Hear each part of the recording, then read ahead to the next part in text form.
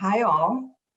Thank you so much for being with us today. I'm Tara Giunta with Paul Hastings, and I have the honor also of being PTC's legal counsel. So I've been involved with PTC for many years. I am really thrilled to have with us today Nicole Karlebach and Rob Aldrich. We're going to be talking with them as two of the leaders in ESG and sustainability in the telecom and tech sector, about where they see some of the issues, what their priorities are for this year and going forward, and kind of sharing their wisdom and insights. The format, we're going to give Nicole and Rob 5 minutes or so to share some of their key points that they'd like to frame the discussion today, and then we'll go into Q&A with them. Quickly, by further introduction, Nicole is leader of Verizon's Business and Human Rights Program. She drives efforts at the company to respect and promote human rights across Verizon and works to identify innovative solutions to human rights challenges. Rob is Senior Sustainability Lead at Amazon Web Services, where he's responsible for providing guidance to AWS customers and internal sustainability teams on how to best utilize the AWS portfolio in support of efforts to better manage environmental impacts. So first, why don't we start with you, Nicole, and then we'll turn to Rob. Nicole? Okay, great. Well, thank you for that introduction and for inviting me to join you all today. I'll start off by sharing a bit about Verizon's approach to ESG, which really for us is defined by our efforts to integrate these issues into the DNA of our company. Verizon's corporate purpose is to create the networks to move the world forward, but we're cognizant that we can't really move the world forward unless we're focused on moving the world forward for everyone. So our board of directors and our CEO hold the view that to operate successfully and deliver benefit to all of our stakeholders, including our shareholders, but also our customers, employees, and greater society, Verizon needs to be set up to manage a range of issues, including and importantly, our ESG issues. Beyond being the right thing to do, there are growing expectations that corporate leadership and boards will devote time and resources and ultimately be accountable for developing robust governance to manage ESG impacts and opportunities. And as a result of that, Verizon has created a dedicated ESG group within our company with the goal of driving progress on our ESG impacts and opportunities flowing from our core business strategy. The ESG group is also focused on informing decision-making through understandings of ESG risks and issues, and also creating a holistic view within our company of our corporate commitments so that we can effectively track and report on our goals.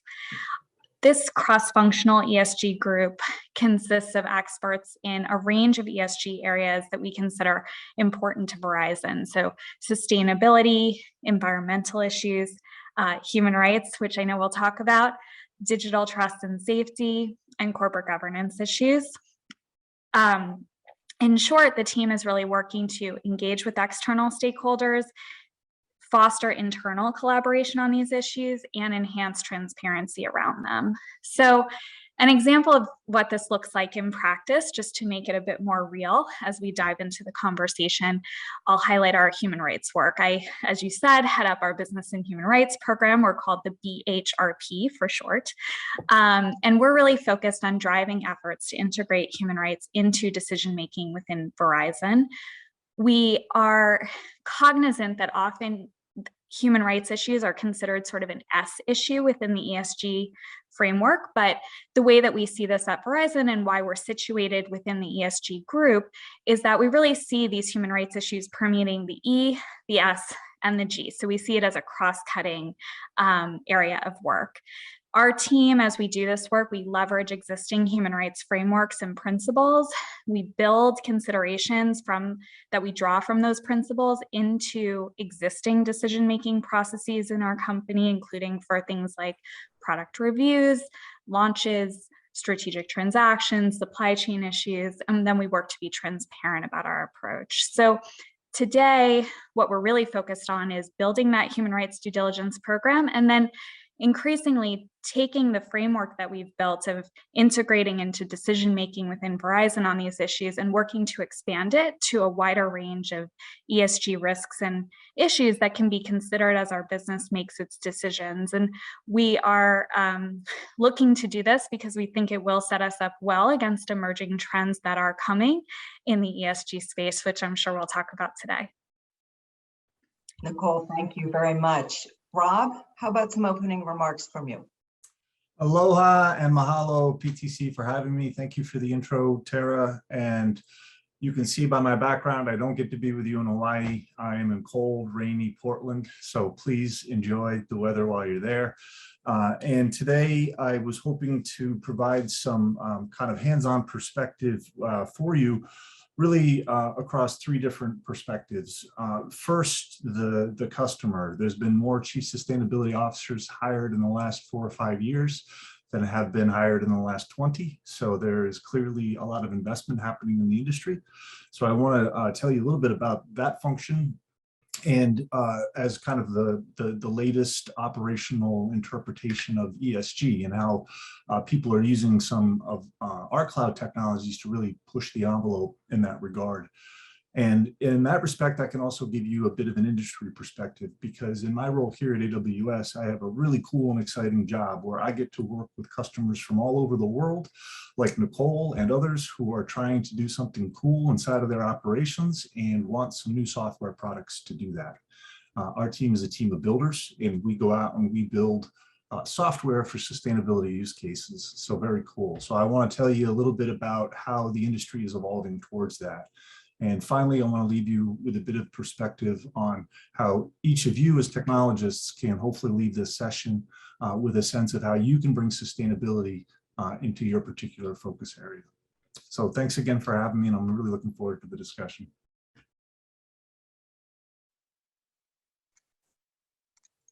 Sorry, click the wrong button. Thank you, Rob.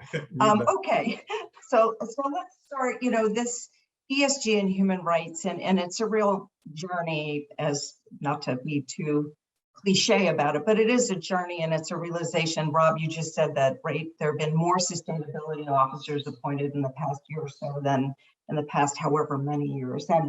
And so a lot of, I think, companies are also trying to understand what it means for them and how to build, and Nicole, you were talking about building your ESG and human rights team, right, and capabilities, and how you integrate people and functions together so that you're addressing risk, but also opportunities, taking advantage of opportunities that are presented. Maybe we can start with some of the nuts and bolts, like where did you start, Nicole, in Verizon in terms of building your ESG team?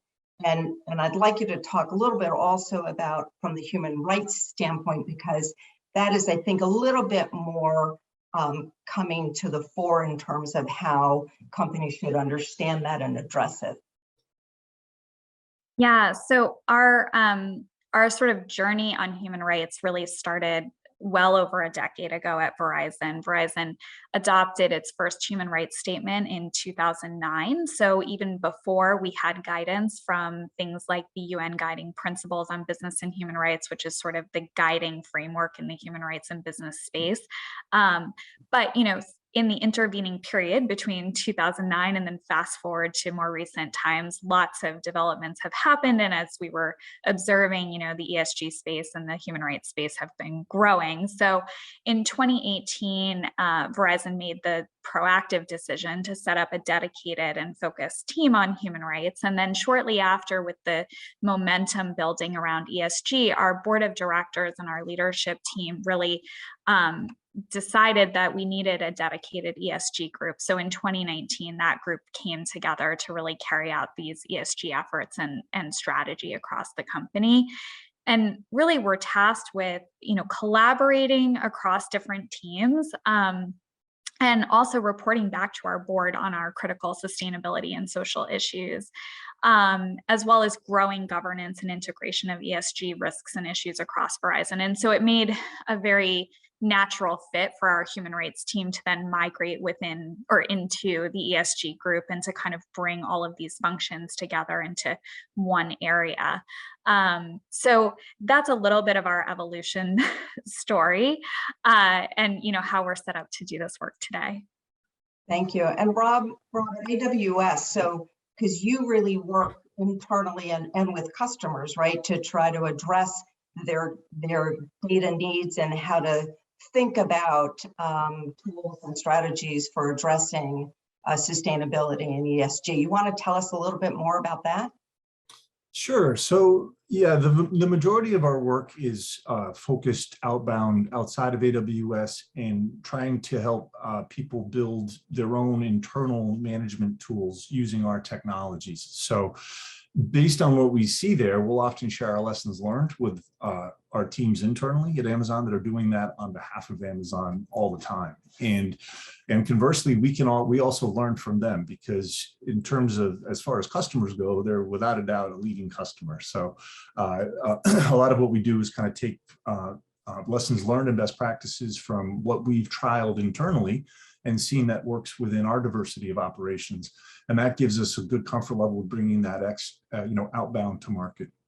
And in other cases, we're asked to build things completely anew and from scratch. So a good example is the build out Nicole's team went through. So over a 5 or 10 year period, the team expands, they earn more trust inside the business, they become more operationally integrated. And they go from maybe being a reporting team to a team that's actually adding a lot of value back into the business and driving insights and identifying opportunities to get efficiency gains and things along these lines. So as an operation like that would mature, they might want to build new dashboards to maybe put up inside of buildings to drive awareness of that building's LEED status, or its real-time emissions, or its water use, or its indoor air quality. So when it comes time to pull that data together and share it out with the world, that's where our team usually comes in. And as we've been doing that, we've seen most customers today are in a situation where they're making commitments to go net zero, and they're trying to follow things like the Paris Accords and the UN Sustainable Development Goals, which are great. They provide a guidance and trajectory. And many of our customers have made commitments to meet those, and now they're working backwards from that and determining how they're going to do that. But in all cases, the number one thing that they can first show is just how good or bad their company or operations are to set that benchmark. And that's where tools from IT can be really useful when you start getting into setting benchmarks on your data and then work towards a plan to improve it. Someone like Nicole might pull us in to help her team scale and expand. So now she can have one business analyst covering a whole region instead of one state, for example. So that's kind of the nature of the work we do. And it's interesting because you're talking about data, right, and helping companies like Nicole's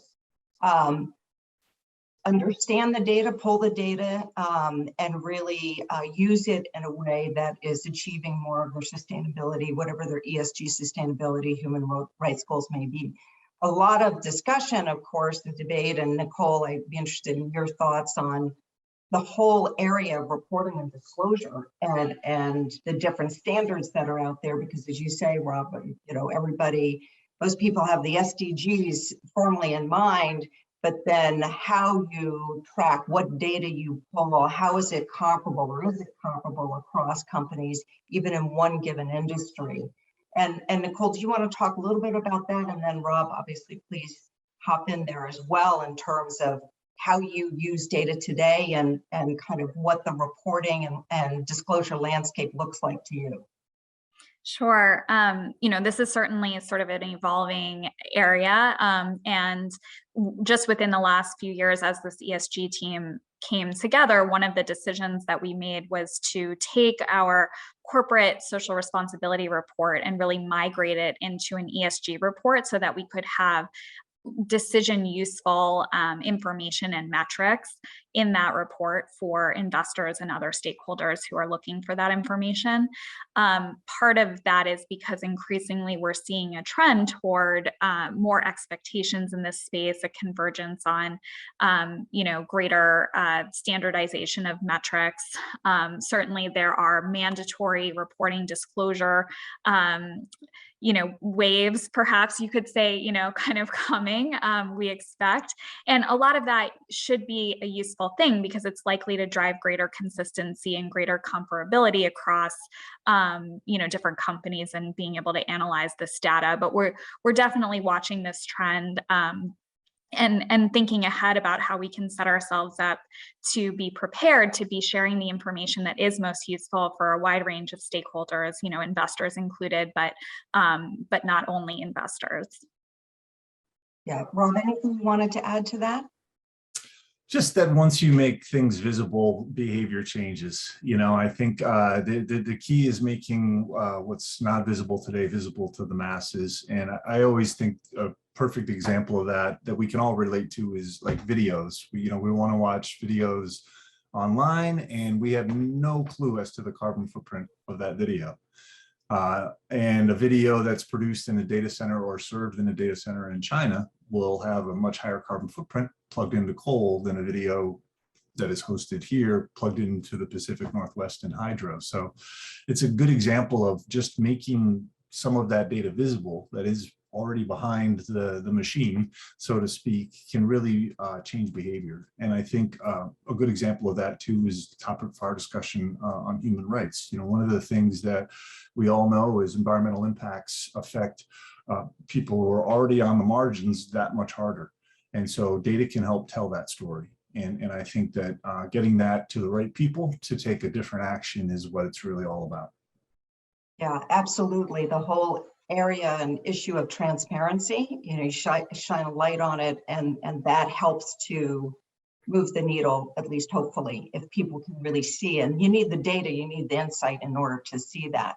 I want to talk about human rights in a minute, but I did want to follow up. You were talking about, Rob, some of the energy implications, right, and climate implications. We see 5G and wonderful companies doing important things and also helping to be part of the solution, because particularly in this virtual world, allowing us to connect and work remotely, that has can have a positive environmental impact. But there's also other environmental impacts with data centers and the rollout of 5G. And so I just wondered if Rob, you and then Nicole wanted to talk a little bit about how the climate impact is being surfaced or seen in the tech sector, and maybe some strategies to address. Yeah, happy to. So, I mean, the first thought that really comes to mind is, how do you first acquire the data, and then how do you roll the data up and share it with the right people? And I think where energy is concerned, I think it's a really ironic realization in 2022 that the two biggest things humanity's ever built, and let's assume the internet is one of those things, right? We think of it as one thing, but it's just a big collection of networks. It's not really one thing. But the grid we don't think of as one thing, but it's just like the internet. But these two biggest systems humanity's ever built, they don't even talk to each other. And the delta and their technologies is like 50 years. So we're literally shoveling coal into boilers to power the most advanced data centers the world's ever built. So there's this incredible mismatch in our sort of building and industrial and civic infrastructure that just needs to be modernized. They haven't even adopted IT yet, never mind the cloud. So I think there's a whole data modernization trend that's been happening over the last 10 years, which has really solved a lot of these IoT type of challenges, which now allows us to use the web, this one side of the biggest thing we've ever built, to start monitoring the energy that supplies it. And so I think as we start bringing those two things closer, what you start seeing emerge is a global resource management system where we can start making more educated decisions on the dirty power that we use, It's about using that power more efficiently, which is really just being less bad. But we have to do that in parallel as we decarbonize. And I think you look at cloud providers like ourselves, we can help build that scoreboard. We can help build that thermometer of savings for the globe to help get to where we need to be to really decarbonize. So I think advances in IT and the cloud have really been well positioned to be a very scalable, very extensible, very fast to react type of platform, data analytics platform that will start to evolve as time goes on, as out of necessity for nothing else. I mean, we're seeing weather change faster than any of us thought. So, Nicole, anything on that? And then I do want to touch upon human rights before our time is up. We started late, so I'm going to take another 5 minutes. I mean, I think, Rob's points are well taken.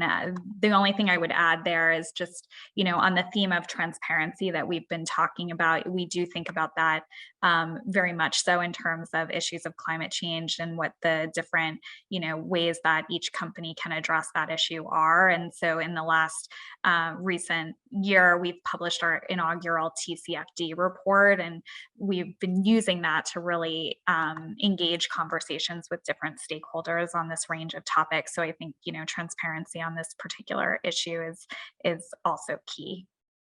Thank you. So let's talk for a minute about human rights. When we see that there's a growing appreciation for how human rights shows up, and as you said in your opening remarks, Nicole, and Rob, you as well, it really shows up in the E, the S, and the G, that it's not just a social issue, although it certainly is that, but it really permeates through the whole landscape. We also see anticipated coming out of the EU Supply Chain Directive and Corporate Accountability, which is saying we want to see how companies, both upstream and downstream, and their whole relationships, business relationships, how they are addressing, and including in their own operations, addressing human rights. And so, Nicole, I didn't know if you want to take a few minutes, talk a little bit about how you see that unfolding and what you're doing to try to address a very thorny, sensitive, and nuanced area. Yeah, well, I mean, I certainly think that you're right. We are seeing these emerging regulatory trends in this space. We're seeing a push toward more mandatory human rights due diligence requirements that could apply to companies. Some are coming out of, a variety of different geographies, but the reality is that no matter the geography, the practice that they're bringing is likely to touch, most companies at some point in the relative near future. So what we're seeing from where we sit is that a lot of companies are sort of, beginning to essentially future-proof themselves to prepare for this trend. And I should also say, it's not just coming from the regulatory space. We're seeing investors pick up this topic very much so, both institutional investors and other investors as well, and also experts in the ESG and human rights space who are really talking about the issue that you raised, which is, they don't want to see the human rights topic be siloed to one sort of piece of ESG. They want to see that it's understood as a governance framework, which it is, and also that it permeates the different issues that cut across ESG. And so that's very much a part of sort of how we're trying to approach it and the journey that we're on at Verizon. And, what we're really focused on right now is building the governance structures to be able to identify our impacts on people, our human rights impacts, which really boil down to our impacts on people across this range of issues. And I think Rob said it before, you look at environmental issues, and part of that is also looking at impact on people. So, so we're really focused on that governance piece so that we can get into all of the issues in the E and the S. Thank you. Rob, anything you'd like to add on this? Nothing directly on behalf of Amazon and AWS. That's a different department to mine. But what I can speak to is my experience in what customers have asked us to help them with, and kind of speak to that just in more general parlance. And I think generally human rights data is sensitive, and it's often difficult to get to. And it's often difficult to trust the quality because it is often so reliant upon manual input and then a lot of roll-ups, and then it can become stale and dated as compared to what most people would consider high quality data in a modern operation.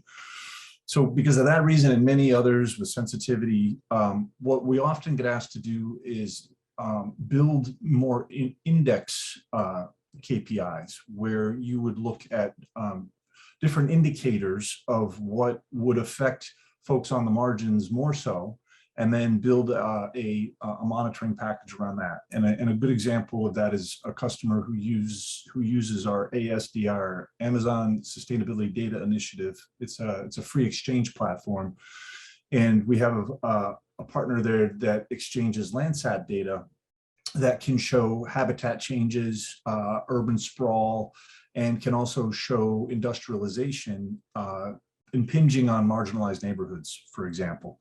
And they use some of that more anecdotal data to show what is affecting a community in a whole given area. So they may, rather than speak to the individual, they speak to effects at the community level.